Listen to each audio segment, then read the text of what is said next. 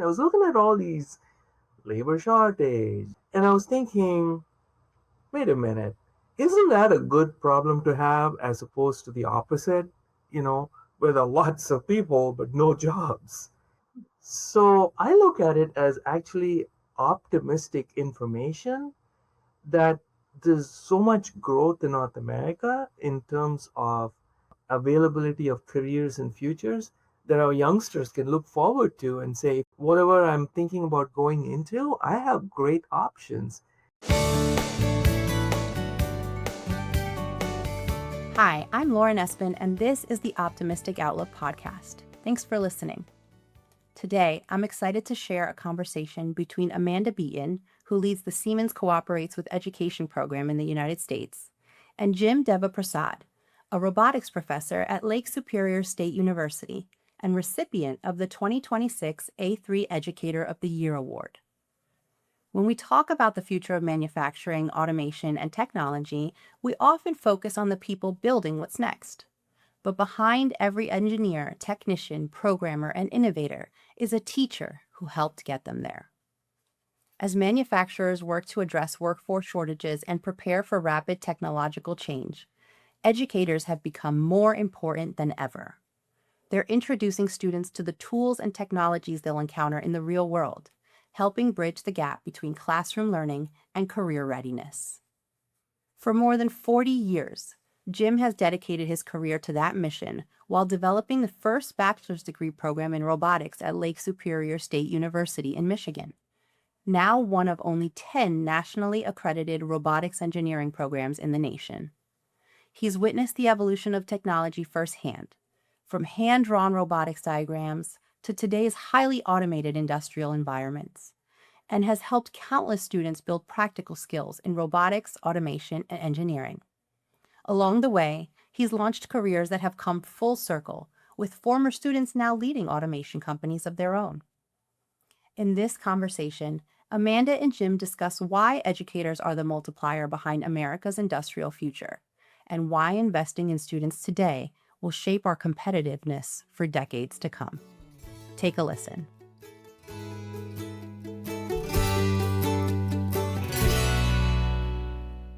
Welcome. Thank you for joining me, Jim. Welcome to the podcast. Thank you, Amanda. It is indeed a privilege, and I appreciate this opportunity.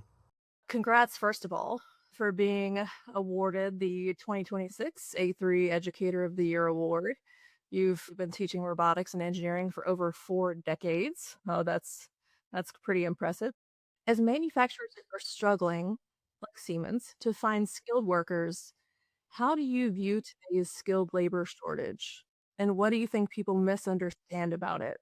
Skilled labor shortage is something that we all talk about. The Washington Post noted that the United States is facing what's projected to be the largest labor shortage in history. Even right now, if you see in manufacturing, there are about 500,000 jobs that are not filled between 2024 and 2034. Again, with the studies from the Bureau of Labor Statistics, it's expected to be about 2 million unfilled jobs in the next 8 years or so. Since I'm in robotics, the compounded annual growth rate in robotics comes in at the lowest at 11%. If you go to logistics, it's like 25%. Technology growth is not the shortage, it's the people. And there's clear evidence. Misunderstanding perhaps would be that there is talk about how AI is replacing jobs, which is actually kind of interesting. Here they're talking about labor shortage, but yet we're also talking about unemployment. Clearly, that's the mismatch. College graduates, the areas that they're pursuing, business and finance usually draws a lot of attention. But if you take manufacturing and industrial engineering, does not attract the same kind of interest. On top of that, we're talking about decline in birth rates, a record wave of retirements coming up, population shifts, and then, of course, a lesser proportion of high school graduates choosing to go to college, reduction in rate of immigration. I mean, there's just so many different aspects ever since COVID hit, is the whole remote work and hybrid work. So if you think about construction or manufacturing, doesn't lend itself very well to remote work. There was a gravitation towards remote work. There needs to be some kind of a calibration, I think. I'm really glad to see how Siemens is coming in and trying to inform people. It's not so much of a shortage as it's a little bit of an awareness problem.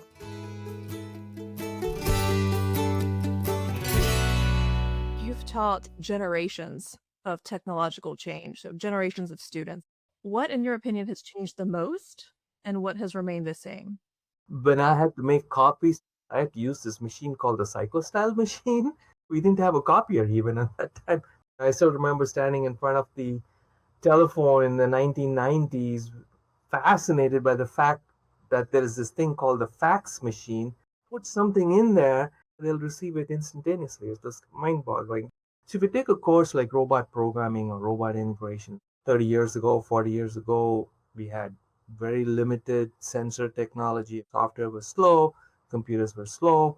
I remember sitting in front of my first computer, it was a green monochrome screen, and that was it. We had to evolve. That is the change that's happening, is moving forward with a lot of innovation and growth. In the education world, we have to keep moving forward with what are the trends and what are the latest technologies being used, and how do we now include those aspects in our curriculum to keep up with the needs in industries. I like to say that educators are a multiplier. So you don't just impact one student, you impact thousands of students. How do you think you and Lake Superior State University prepare students for careers in industry? One of the things that is important to us is we'd like the students to be aware of the various technologies out there. At the end of the day, a good undergraduate program or educational program in general should be able to tell an employer that we are producing graduates who are experts in learning. We like to hear from our industry partners that the graduates hit the ground running. But a piece that's often missed in an educational program, especially in engineering, the one piece is the academics. You got to have all these courses, you got to meet accreditation requirements. Cool. But the two other pieces that are important is the hands-on piece. Sometimes universities don't get into it a whole lot because it's actually costly and time-taking. So we have created labs where we put limited students where they actually get on equipment and software to be able to understand how it all applies. And then the soft skills piece, which is so important. You cannot underestimate the importance about working in teams, communication, management, being flexible and adaptable, paying attention to details, leadership, budget management. We focus a lot on those soft skills. We put teams together and we have to practice communication, budget management, leadership. All those things come together, does wonders in terms of preparing graduates. It's obvious that Siemens invests heavily in education and workforce development. Why is supporting educators and hands-on STEM learning so important to Siemens and to the future of American manufacturing? You said it in your previous answer, right? We know that technology is only as powerful as the people behind it. So as we become more digital and connected in manufacturing, it's not just the skills, but the awareness of the technology. We have these awareness gaps. But that's why I have this wonderful job running our Siemens Cooperates with Education program that takes these technologies, hardware and software, and places them into classrooms, into labs, trains educators, and it gets the exact same technologies that students will see in a global manufacturing environment and gives them hands-on experience with these tools. So they're ready to enter the workforce with confidence. Super cool that we get the chance to do that, to work with so many educators like yourself across the country.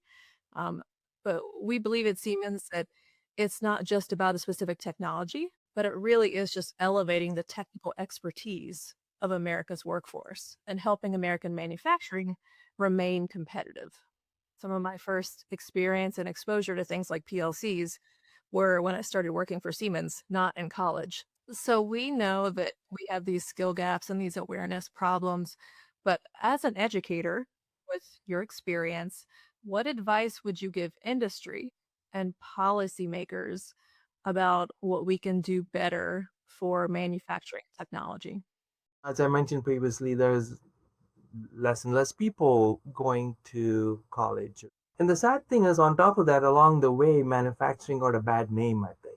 The classic dirty, dangerous, demeaning, it was associated with manufacturing. Maybe there is a generation of parents who look at manufacturing and they are not necessarily encouraging the youngsters to go into fields in manufacturing. So we're hoping that that'll change. But what I was going to say is, just like in industry, individuals can relate to supply chain challenges. I think we have a supply chain challenge, and that is we believe at Lexington State and other universities that we have a pretty solid curriculum. We have good products to put out, but we don't have quote unquote raw materials coming in, meaning we are somewhat challenged in terms of youngsters actually looking at careers and future in manufacturing. They just think that, oh, that's not for me, it's too hard, it doesn't sound cool. So it's about being general to help educate even at the K through 12 stage to change that mindset, saying, have we thought about manufacturing, have we thought about robots, have we thought about automation? We talk about all these cool products, but there are these cool things that make these products. So to make that aware in the K through 12 elementary, middle, high school would be very valuable. I've seen stuff with nursing too and healthcare ads come up and it, would you want to be a nurse and stuff? How about why don't you want to be an engineer? I think those kind of awareness will really give a nice boost to the supply chain challenges I think that we're having. You've been so involved and tied with education, playing a lead role at Siemens and so forth.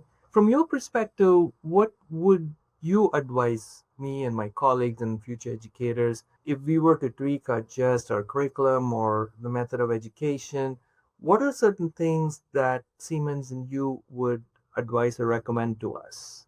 I see such growth and successful students coming from programs where they have strong industry partnerships, whether it's advisory boards or it's the local employers and global employers when they're providing that feedback into the programs. And like you said, employing machine safety into a program. I mean, that's so valuable to see as a result. And that's what keeps the students current and up to date. But yeah, I think you're already doing it. It's these industry partnerships and working together between industry and academia to create a successful program. Often, especially technology programs going into some of the newer areas like robotics, AI, industry always is in the cutting edge and realizing that we need help to be able to give us some guidance on what is important and what we can focus on has been extremely valuable. We cannot at all imagine putting out successful graduates if not for that key industry element and partnerships we've had. Well, we like to end the podcast with asking the guest, what is your optimistic outlook? So, Jim, Professor Devaprasad, what gives you confidence with our students at tomorrow's workforce? I was looking at all these labor shortage and I was thinking, wait a minute, isn't that a good problem to have as opposed to the opposite? You know, where there are lots of people but no jobs. So I look at it as actually optimistic information that there's so much growth in North America in terms of availability of careers and futures that our youngsters can look forward to and say, whatever I'm thinking about going into, I have great options. And I've always noticed in my experience in North America, once there's awareness, we quickly adapt to fill those gaps. And in that regard, I'm really optimistic. I feel like that some good things are coming in the future and certainly looking forward to it. From my end, I'll say what my optimistic outlook is. It's not just about products and technology, but empowering students to shape technology. And we know we need hands on learning. We know we need strong industry partnerships. I think the students who can take these technical skills and blend them with creativity, problem solving, lifelong learning. And that's exactly what our talent pipeline will need and what will really make an impact on American manufacturing. I just want to thank you for your time today, your valuable insight, and joining our podcast. I appreciate that. And again, I truly view this as an honor and a privilege to have this opportunity to talk with you and Siemens. Appreciate it. Thank you for joining us on this episode of The Optimistic Outlook. Be sure to tune in for more conversations with leaders shaping technology for a better tomorrow. Please subscribe to The Optimistic Outlook wherever you listen to your podcasts, and be sure to share the podcast with a friend or colleague.